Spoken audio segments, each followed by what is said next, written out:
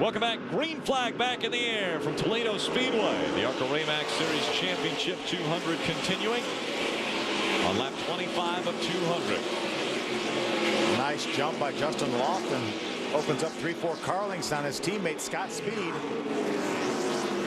Ricky Stenhouse all over the back of Scott Speed like he's been this entire race. Stenhouse needs to get up front. He needs to lead laps if he wants to have a shot at this year's championship. Alexander. And you guys have talked about the opportunities for Scott Speed to get around his teammate at the front of the field, lead a lap, and get those bonus points. But they're actually talking about the opposite. They are so concerned about how aggressive Stenhouse is behind him. Speed has actually talked on the radio about letting the 99 go around, and they make contact. Speed into the wall. Speed into the wall hard, and that happened because Ricky Stenhouse Jr. was into the back of him. Let's see if he's able to continue on. A lot of damage to the right side of this race car. He needs to make his way onto pit road.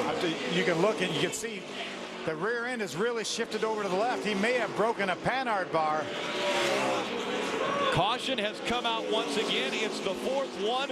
And Phil, I tell you what, we said it had to be a miracle for there to be any chance for anyone to win other than Ricky Stenhouse or Scott Speed. But the miracle could be happening right now if these two continue to be aggressive on the track. Boy, it really is. That was, it looked like Ricky Stenhouse got into the back of Scott Speed, had an opportunity to back off and turn him loose, and never really turned him loose. Adam Alexander. And they are going to come down the pit lane, and that's what we were talking about. You know, so aggressive with Stenhouse, and he's got to be if he's going to have a chance to win this championship. And so now the plan is to come in, assess right side damage, and change those tires. Patrick Donahue, who is the crew chief, a veteran of championships. He was a part of the Jeff Gordon team that won in 95, 97, and 98. And as Scott Speed pulls into the pit area, you can see they have really banged up that right side. He made hard contact with the wall entering turn 3. They take the right side tires off. They will make the repairs and send him on his way. The good news for Speed, there will be a high attrition rate here today, and he only has to finish 17th to win this title. The bad news is he's been put behind the 8 ball way too early in this race. Yeah, huge. You can see the left rear tire has moved way over outside the bodywork. That means the rear end has shifted over, probably bent a trailing arm. Let's see if we can take right here. Ricky Stenhouse gets in the back of Scott, and that's when if he backs off, Scott has time to straighten it out. Never backs off, pushes Scott up into the loose stuff, and makes pretty significant contact with the outside wall. Kicks that rear end to the inside of this race car. Here's another look. It was clear that the 99 car seemed to be a little bit faster than Scott Speed.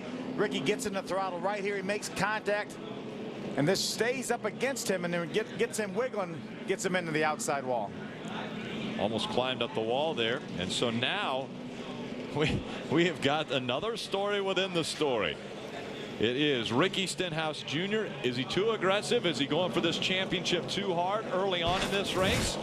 Or is that exactly what he needs to do to win this championship? Well, meanwhile, Matt Carter was able to get by Ricky Stenhouse because he got pretty squirrely himself after he made the contact with Scott Speed. Justin Lofton continues to lead.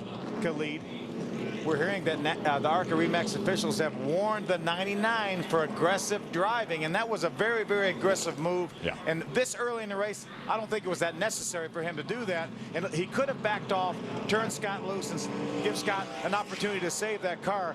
But he stayed against him, and then Scott really had no choice. He was in the corner a little bit too hard and a little bit too high. Lifted that back end up, and so Scott Speed had nothing to do but, as you mentioned, get up into the marbles up there and into the wall. You see the damage to the right side of that race car.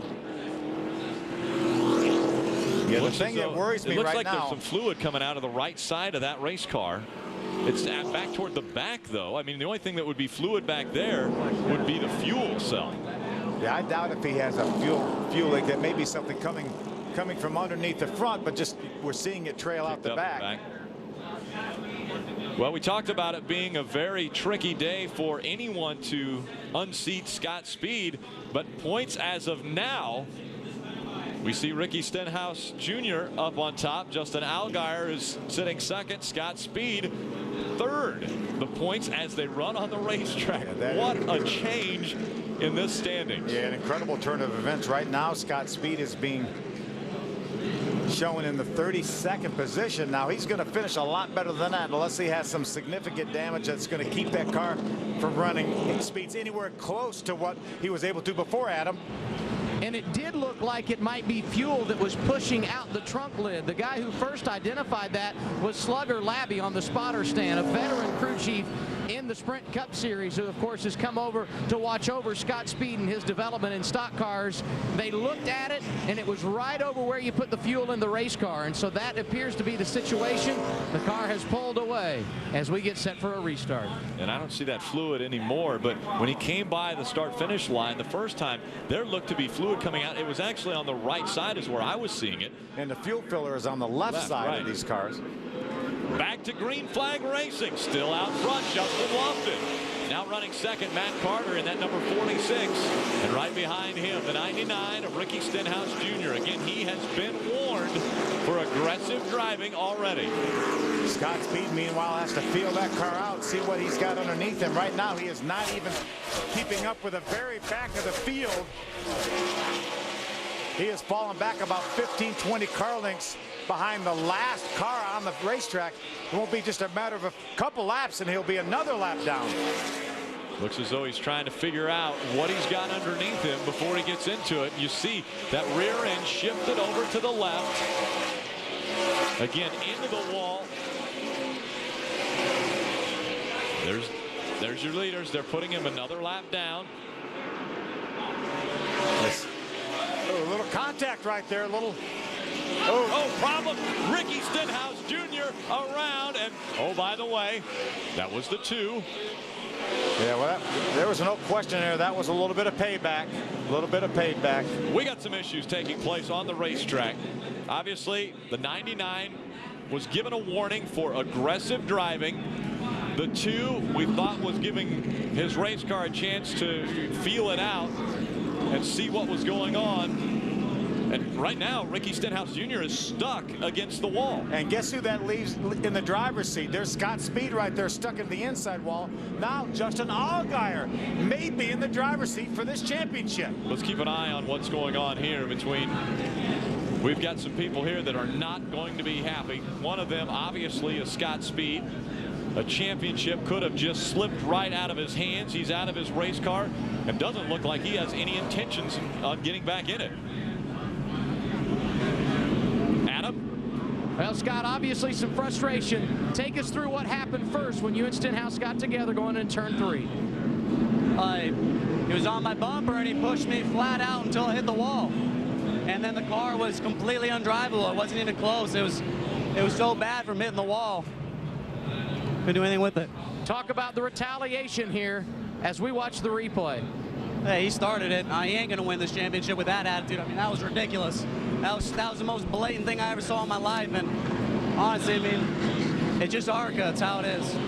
Now let's show you what the crew is doing. Scott Speed has climbed from the race car, but you can see along this wall behind the pit lane all the parts and pieces. If you're going to win a championship, you got to be prepared to do so.